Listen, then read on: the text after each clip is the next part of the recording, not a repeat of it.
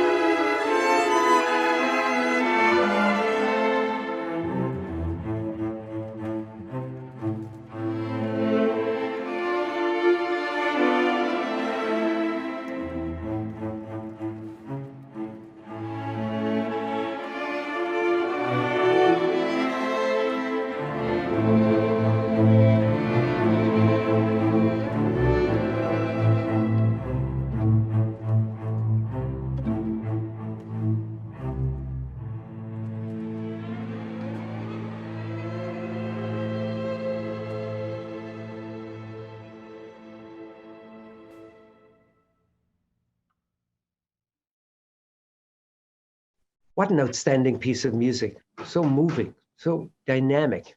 Let's hear from the two co-founders of the Kendall Square Orchestra, Elena Spencer and Kelly Clark, about their journey with Symphony for Science and how they came to partner with Next Step. Elena Spencer and Kelly Clark, great to have you with us on this Zoom call, this unusual presentation of this great event. Thank you. Yeah, it's great to be here, Brian. Tell us about your involvement. I'm going to start with you, Elena. Tell us about the Kendall Square Orchestra and your involvement with it. You've been involved from the start, right? Yes, that's right. So both Kelly and I were involved from the very start. Actually, the idea was born right in Kelly's kitchen. And we had envisioned a way to bring together the science and technology community. You know, we immediately came up with this very simple idea, which was orchestrate, collaborate, innovate. And initially, we were really careful about, getting the details set right away. We just landed on this idea of connection and the endless possibilities that would come out of that. And we just said, let's see what happens when we start an orchestra to bring all of these amazing people across Kendall Square together to collaborate through music.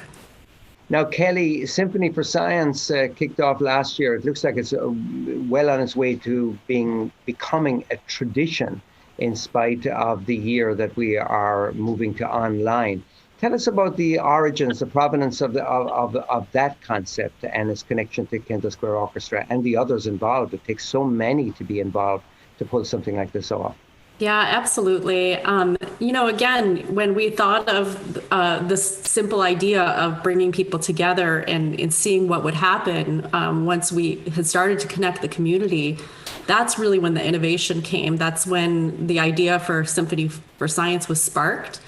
And we just imagined that now that all the connection was happening, we could provide a powerful way to connect scientists and researchers and the technology professionals across the community, healthcare professionals, et cetera, to give a voice to patients and caregivers with rare and life-threatening illness. So through Symphony for Science, we're actually able to provide education and awareness to the community and really bring together all the different parts that need to be played to support these individuals. And we get to raise funds and have fun at the same time.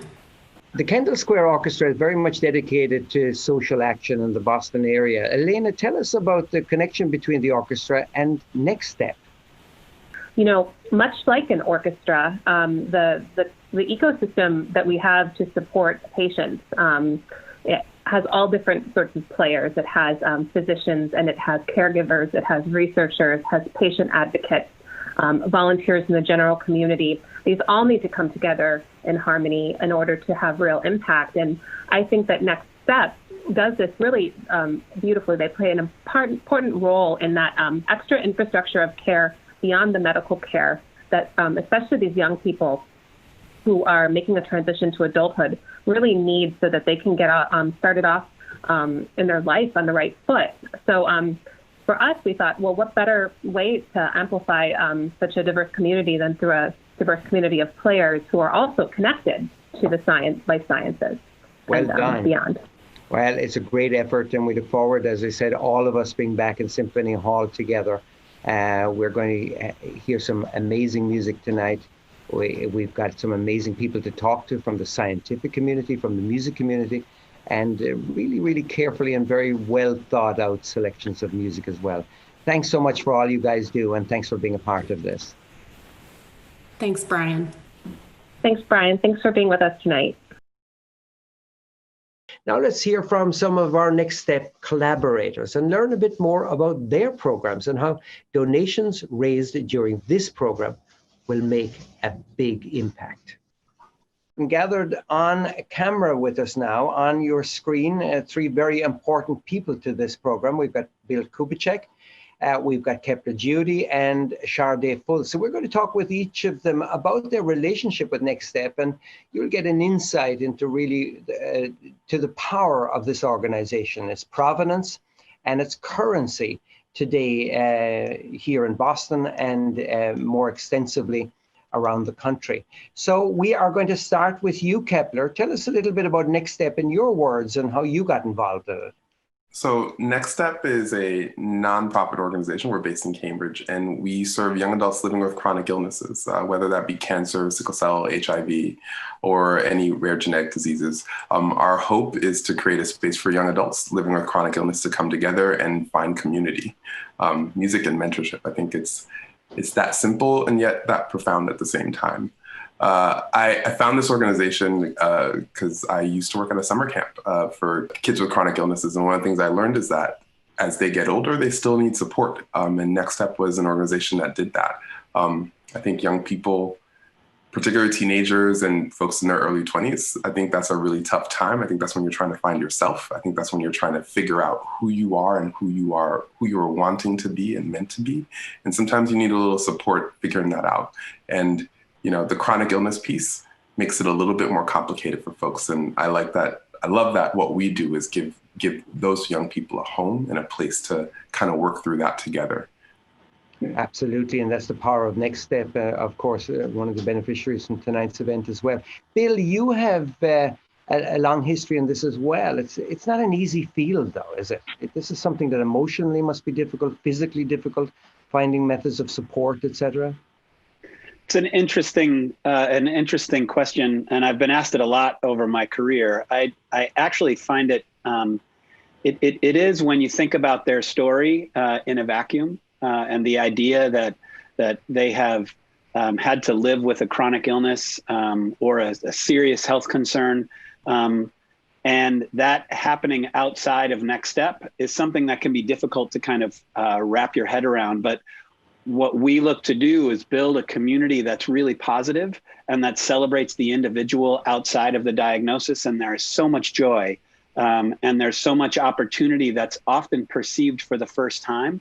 That it's actually really kind of refueling every time I get into a program and I get to watch some of these young people connect with each other and share best practices with each other.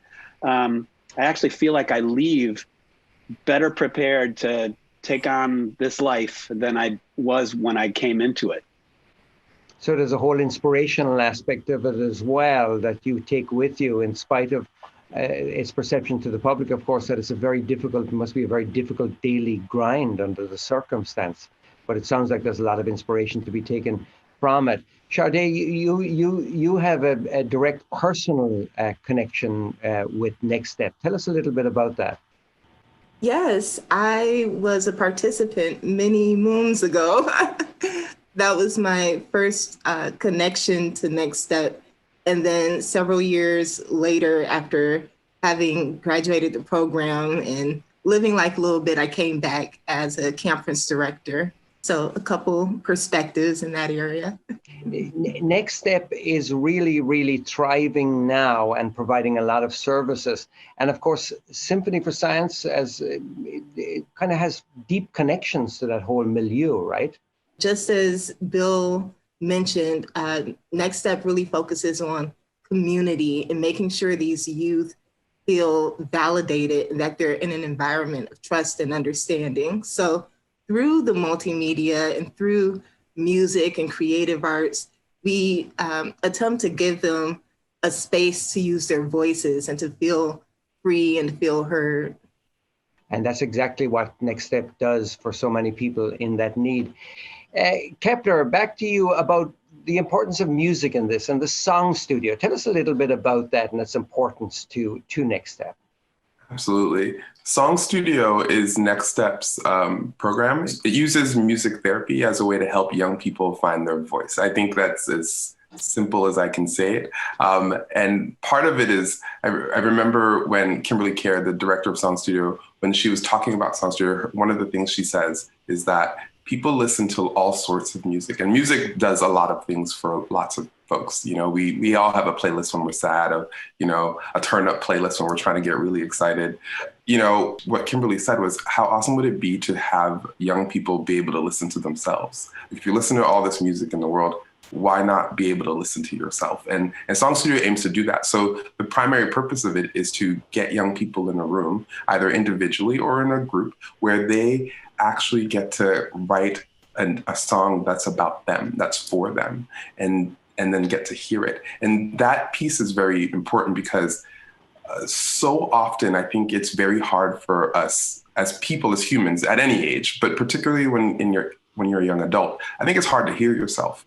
And through music, what you get to do is put something out there and then you get to hear it. And when you hear it, you can become, you get to become more aware of perhaps what you're thinking, what you're feeling in a particular moment. But then the other part is, if you can hear it and you gain that awareness, what you can do is now make choices. You're empowered to make the choices that you need to make.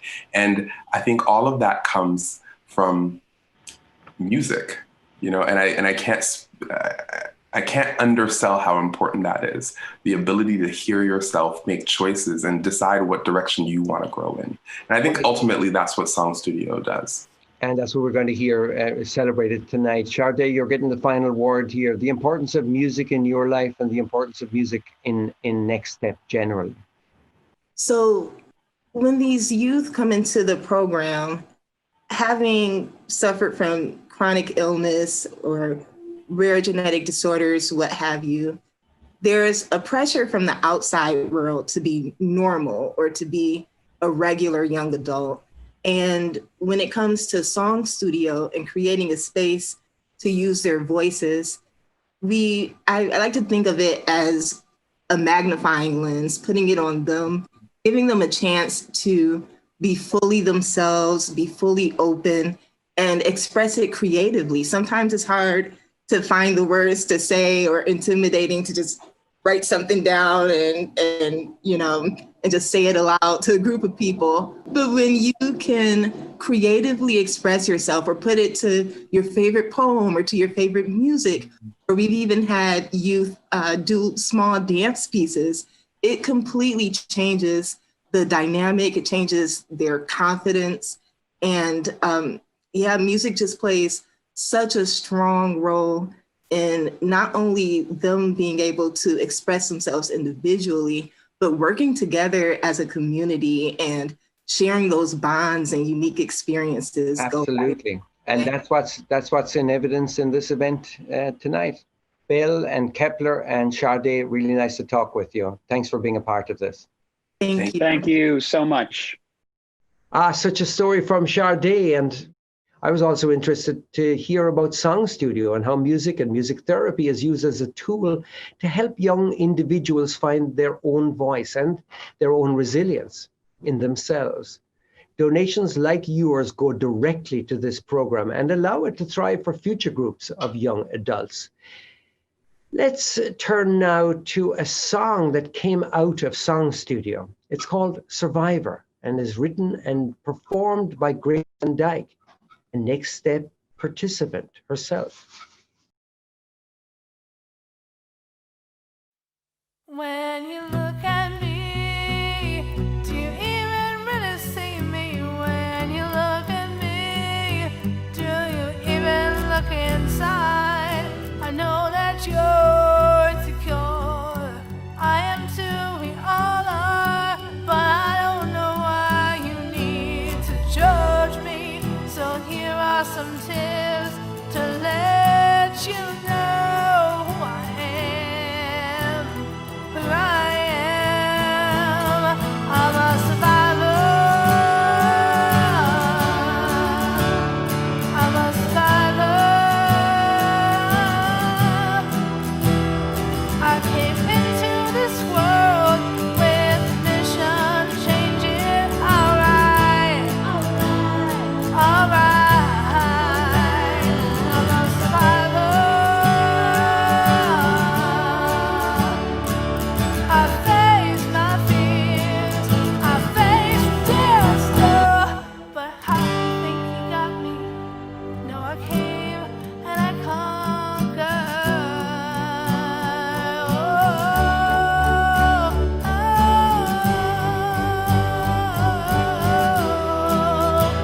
You think you know me when we pass by on the streets.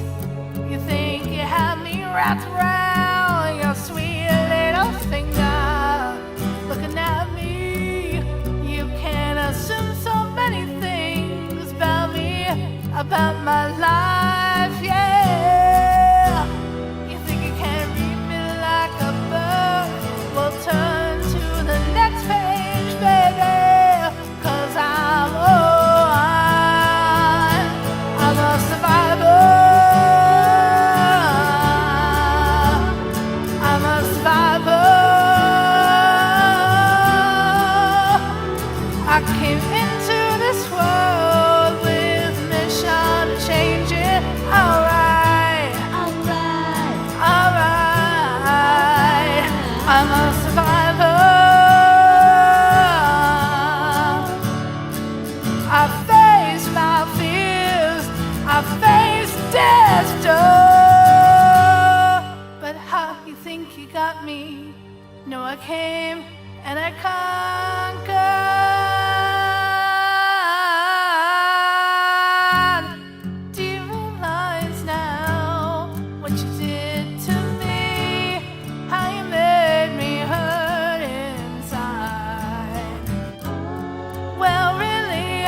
want to say thank you for making me such a rock star.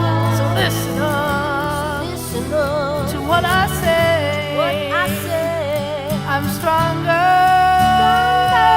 You doubted me, but I came back laughing in your face. You think you got me, but you don't. Think again, think again, think again. I'm a survivor.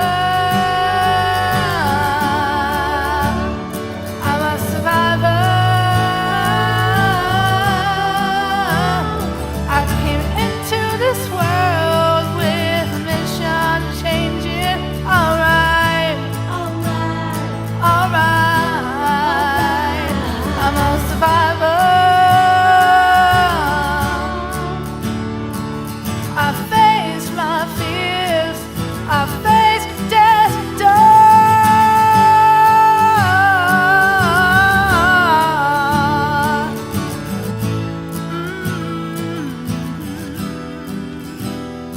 I'm a survivor.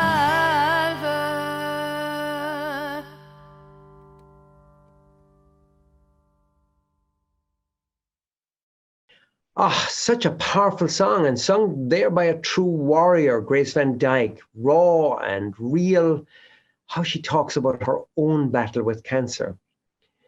This feels like the right time to take some time, to pause for a few minutes for an intermission where you will hear a little more about the sponsors without whose help this event could not have happened tonight. Also remember, though, that it's donations like yours that help make sure that people like Grace can continue to have a way to hear their own voices having such an impact and to find that sense of home and resilience within themselves. We'll be right back.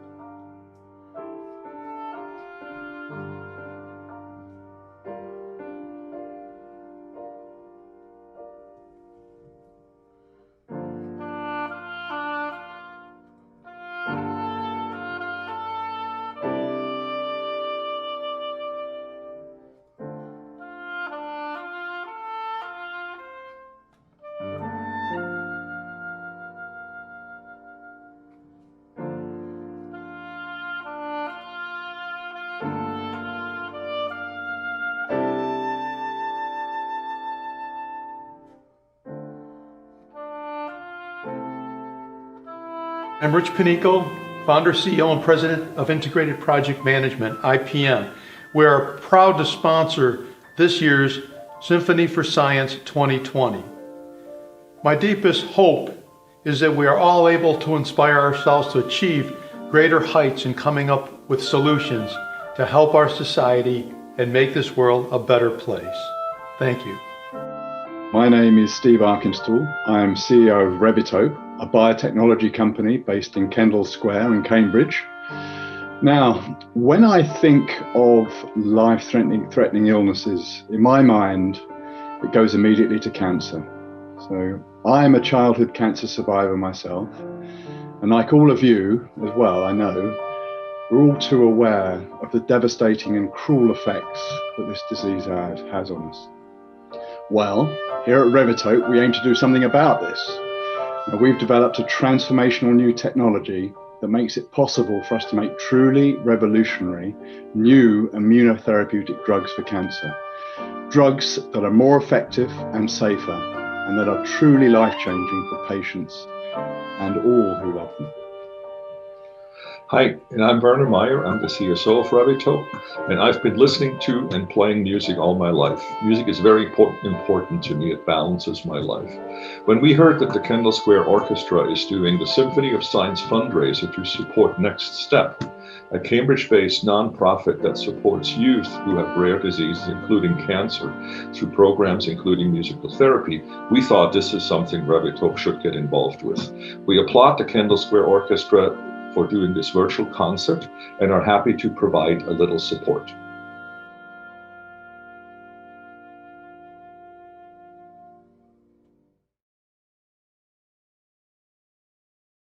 And welcome back. Thank you, everyone who is joining us tonight and who has been watching and listening to Symphony for Science 2020. Such an amazing night it has been already, and we're only halfway through.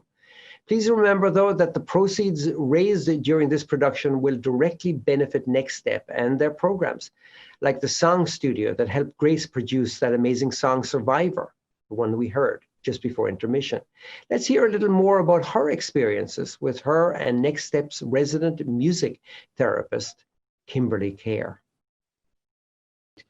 Grace is with us. Grace Van Dyke is with us. And Grace, you've been part of the Next Step program. And in fact, you wrote the song that we just heard, Survivor.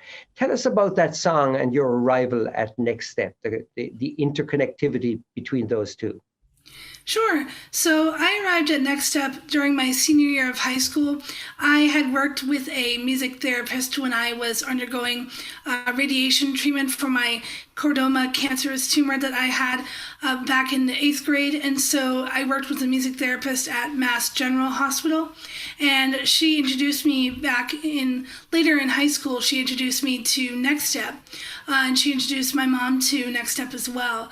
And when I first joined the program, I wasn't really sure what it was going to be like. I was very excited to find a community that would have folks who are like me, who had been through a medical diagnosis and a medical journey, but I still wasn't sure what to expect.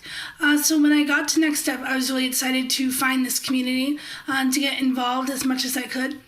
So the song Survivor, what it really means to me, it's a fight song, an anthem. It's one of those songs that you can really get into when you listen to it. For me, it was a way to define my diagnosis and my survivorship.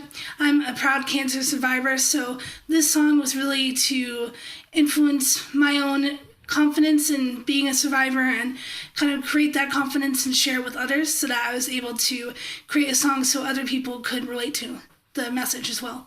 So a gift of inspiration, basically, and certainly it sounds like that, and what a great place to have it in this performance tonight, Symphony for Science. Kimberly Kerr, you've been involved in music therapy for a long time. Am I saying your last name right, Kimberly? It was very close. It's Kerr. It's actually, and I do, very much so. It's absolutely what you do. Kimberly Kerr is on screen with us as well as a music therapist, and you work with Next Step along these lines. Now, so what got you, Kimberly, to be involved in Next Step? The reason that Next Step is the choice I make is so important to me. It's young people like Grace. It's knowing that there are young people living with chronic illness, living beyond serious life-threatening illnesses, that they have potential, they have a voice, they have a contribution to make that's significant. And oftentimes the isolation of the illness creates a situation where it's hard for them to then take that next step, figure things out. And adulting is hard, period, whether or not you have a serious life-threatening illness. So to have this combination, it's certainly a challenge, but to quote from Grace, she is a survivor. Grace, were you a songwriter up to this point in your life as a diagnosis, or was this something new that came to you as a result of it? So when I was younger, I definitely was interested in writing songs. I kind of had some drafts of different songs, but I never really pieced together anything. It was really for Next Step that I was able to get into songwriting and really start that powerful process. So the first song I wrote at Next Step was from my senior project in high school, I actually focused on being with Next Step and being a participant, sharing my cancer diagnosis. So the first song that I wrote was called True Colors Shine. And from there, I really started writing a lot more songs in our Next Step studio catalog. And so I really got into songwriting at Next Step because it gave me a voice to really express what cancer took away from me, which was, I felt like, my voice. So in that isolation that Kimberly talked about. So that songwriting really helped me regain my voice and what I felt like about my diagnosis and how to move forward. Absolutely. And Kimberly, there again, you're hearing Grace talking about a process of giving back, really. What her inspiration is, really, you can hear it in describing all of those songs and her experience through Next Step, is actually giving something back to the community and to others who may be experiencing that same isolation. And that must be part of your work as a music therapist as well. Very much so. And Grace mentioned how important community is. And Next Step, we are about community. We're about music and expressive arts and young people finding and having their voice, and then mentorship. And so Grace is speaking to the pathway, to the process that is organic to this organization, because we see the young people as the experts. We look to put ourselves in the listening position. So everything Grace is sharing is an actual thoughtful process that for her to get to be a mentor makes complete sense. Well, it's really terrific to have both of you with us tonight, Symphony for Science. And this is all about connectivity, isn't it? It's about taking Next Step, Grace, into the future, and your support by joining us on screen tonight is really important to the future Graces of the world. And they're there, unfortunately, from the diagnosis standpoint.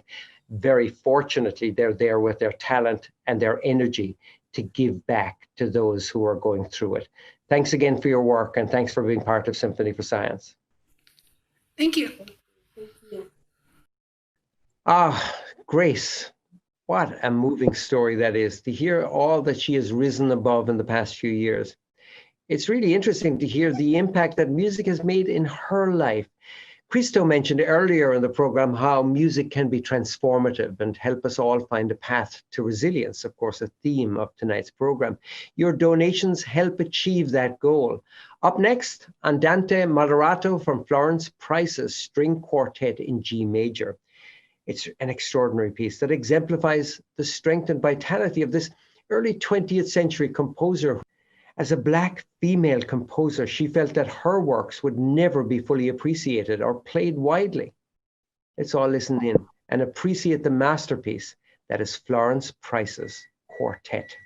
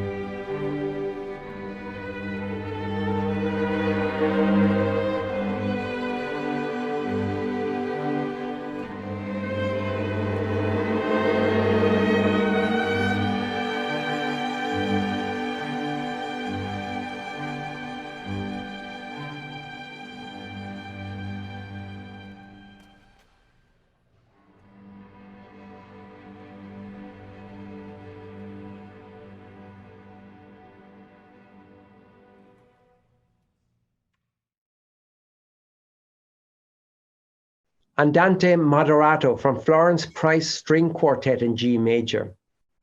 Now we turn to learn a little bit more about the science portion of this Symphony for Science and learn from Dr. Matthew Heaney exactly how fundraising efforts like this impact the research being done to bring treatments and therapies forward for genetic disorders such as sickle cell disease.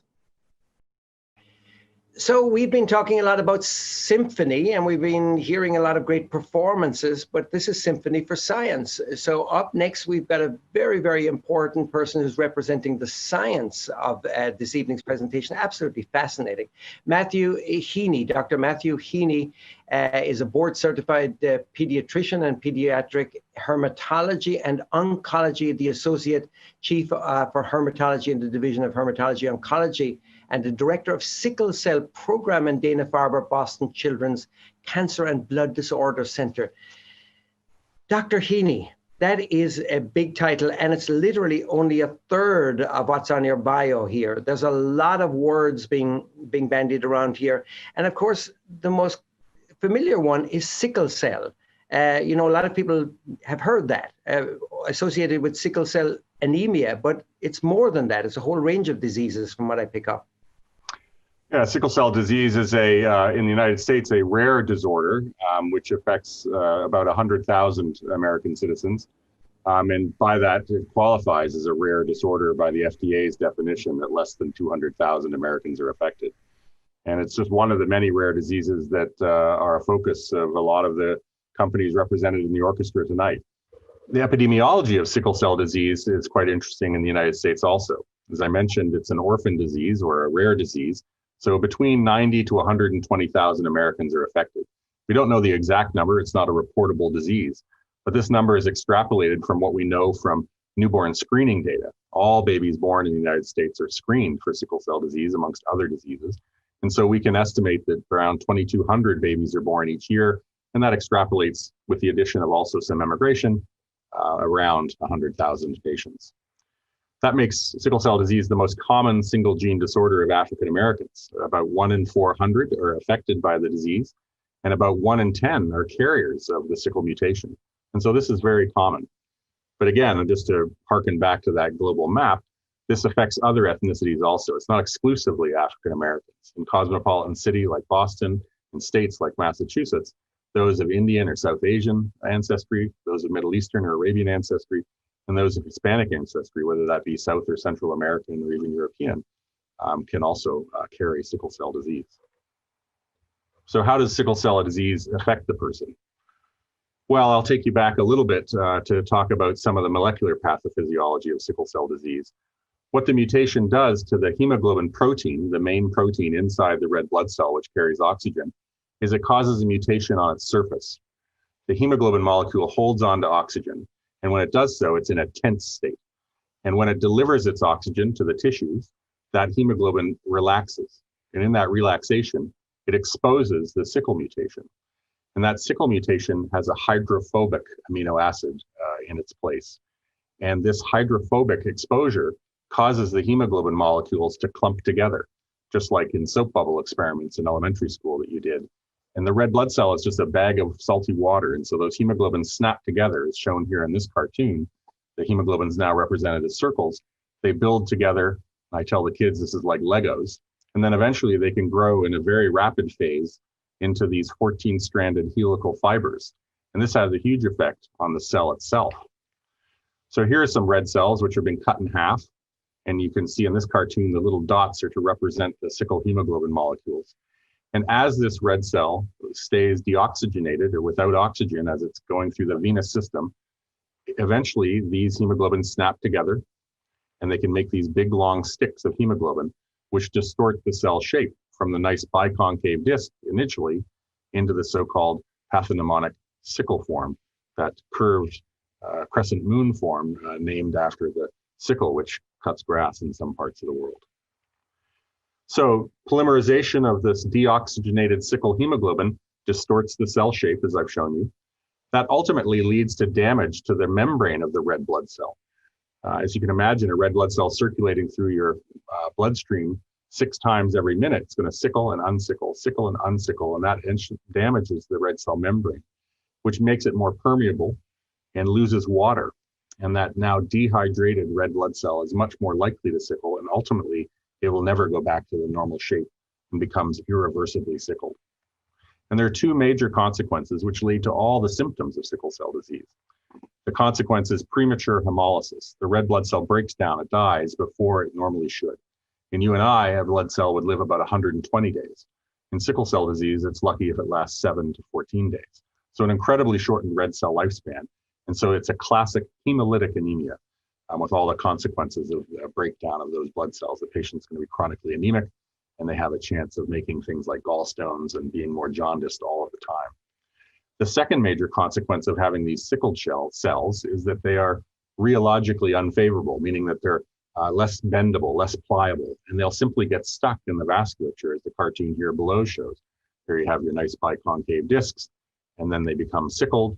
And then you can see here in this cartoon a bifurcation of the red blood cell, of the vessels.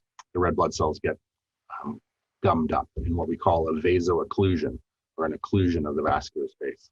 Well, as I mentioned, sickle cell disease is most often diagnosed by newborn screening. So we're very fortunate to understand that children have this disease from very early on. The way I think about the presentations of sickle cell disease can be either described as acute complications, which bring you into the hospital, or those that are a result of chronic recurrent vaso-occlusion, a blockage of blood flow to organs. So the acute complications I think about mostly are listed here in red. And these are the painful crises that we often see: acute chest syndrome, one of the leading causes of death in sickle cell disease, and stroke, one of the most feared complications. And so as the sickle red blood cells block the blood flow to certain organs, they can cause these acute complications. And pain most commonly occurs in the long bones of the arms and legs, but can also affect the sternum, the ribs, and the vertebrae. And what happens is that sludging of blood flow through the vessels which feed that bone results in infarction or death of that bone. And as if you've ever broken a bone, you know how well innervated bones are, and that can be extraordinarily painful. The pain of sickle cell disease, obviously I've never felt, but I've heard it described to me as an unrelenting, constant pain, kind of like you imagine driving a nail into your femur, your leg bone, really incapacitating. The acute chest syndrome is where you have sickling in the lung. And the lung, of course, is the organ which gets oxygen into our body. And without enough oxygen in our body, all of the sickle cells could sickle at once, which would be a problem. And then the most feared complication is blockage of blood flow to the brain, leading to a stroke. Obviously something that would cause irreversible damage and something to certainly be concerned about or feared. Matthew Heaney, thank you so much for your work. The importance of research, obviously on display here again tonight. Thanks for joining us for Symphony for Science. Thank you, Brian. How interesting was that from Matt Heaney? But now we are on to another part of our music program, one that I'm particularly looking forward to, because with us on screen is one of the preeminent cellists and slated to really garner a lot of attention for himself, and for good reason, over the next few years. He is Zlatomir Fung, and he's poised, as I said, to become one of those cellists because he's attracting so much attention. He won the first prize at the International Tchaikovsky competition, cello division, and was the youngest to do so. So that should be a pretty good indication right off the bat. Zlatomir, great to have you with us, and thanks for being a part of Symphony for Science. So I'm very excited to be participating in this event with the Kendall Square Orchestra as a fundraiser for Next Step. And the piece that I'll be playing is 2 movements from Coleridge Taylor Perkinson's Lamentations for solo cello. The subtitle for this piece is A Black Folk Song Suite. And Coleridge Taylor Perkinson, his style compositionally really blends the folk elements, both in rhythm and in harmony of traditional Black American music, and then combines it with a rather sophisticated sense of structure and at times atonality. So it's a really wonderful piece. That's Zlatomir Fung with us, Symphony for Science and the wonderful cello.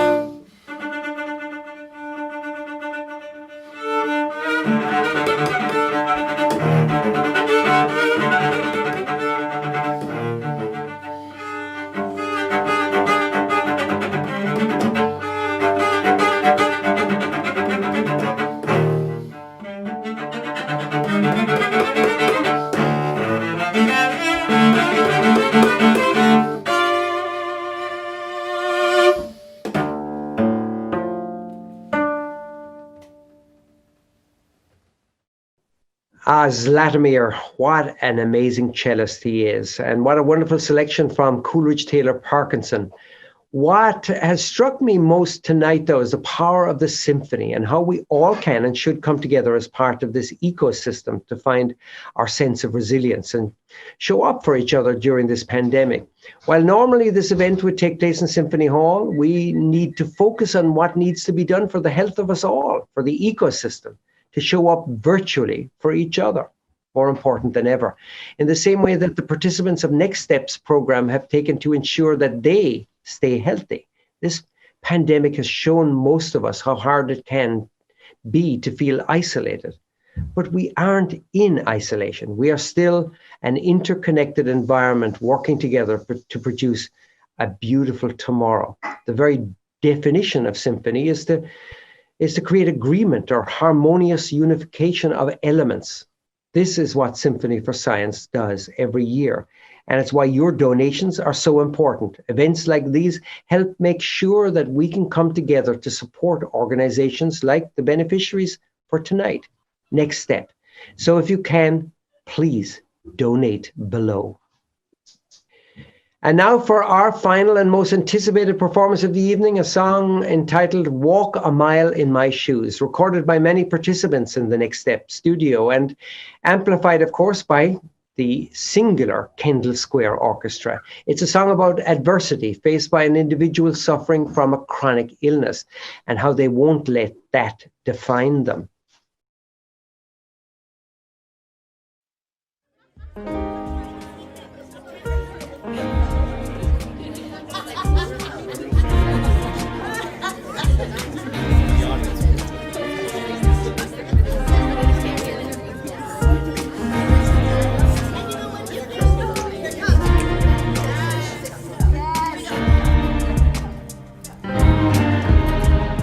Have you ever been so alone, don't know what you're feeling? It's like your heart is sewn, too heavy for dealing. Lost your voice, there's no fair choice. It's all you can do to hold the hurt.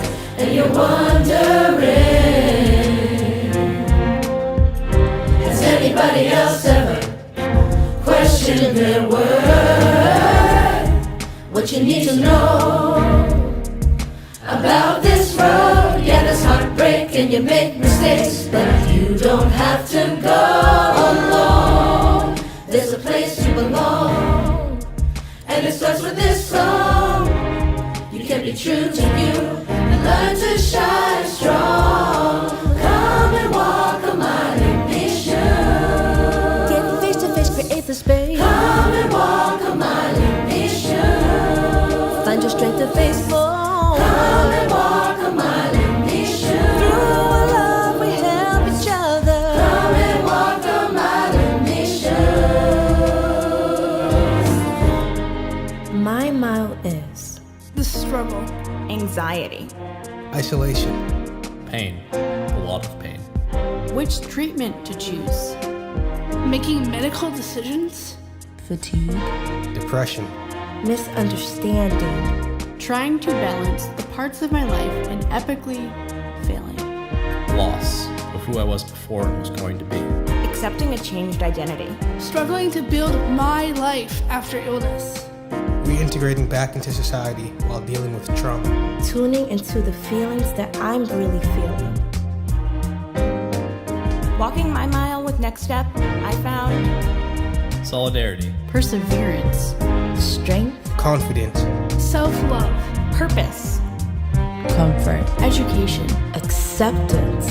A no judgment zone. A place where you don't need to explain or apologize. Motivation to become a whole person. Come and walk a mile in these shoes. Find a community of like-minded Come people. and walk a mile in these shoes. Find a place to be your authentic Come self. and walk a mile in these shoes. Find true friends for this everlasting mile. Come and walk a mile in these shoes.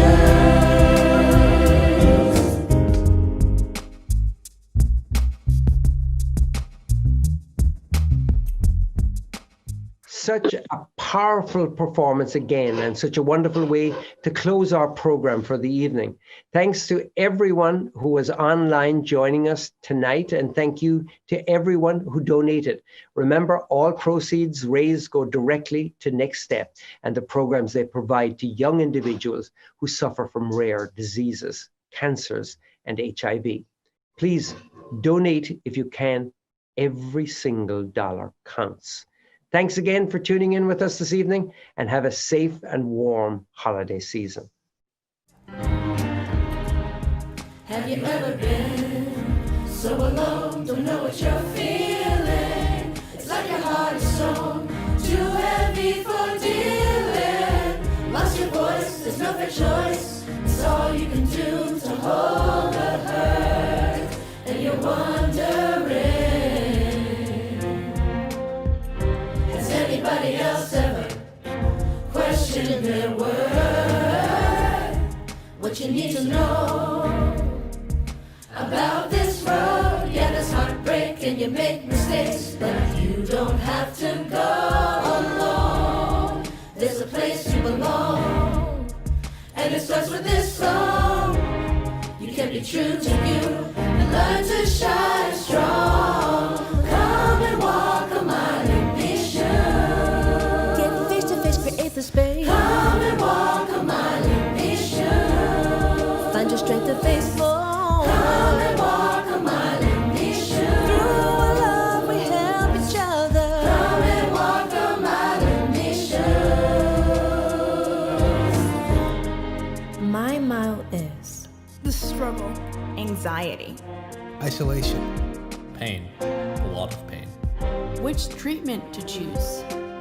making medical decisions, fatigue, depression, misunderstanding, Trying to balance the parts of my life and epically failing. Loss of who I was before and was going to be. accepting a changed identity, struggling to build my life after illness, reintegrating back into society while dealing with trauma. tuning into the feelings that I'm really feeling. walking my mile with Next Step, I found Solidarity. Perseverance. Strength, Confidence, self-love, purpose. comfort, Education. acceptance. a no judgment zone. A place where you don't need to explain or apologize. motivation to become a whole person. Come and walk a mile in these shoes. Find a community of like-minded people. Come and walk a mile in these shoes. Find a place to be your authentic Come self. and walk a mile in these shoes. Find true friends for this everlasting mile. Come and walk a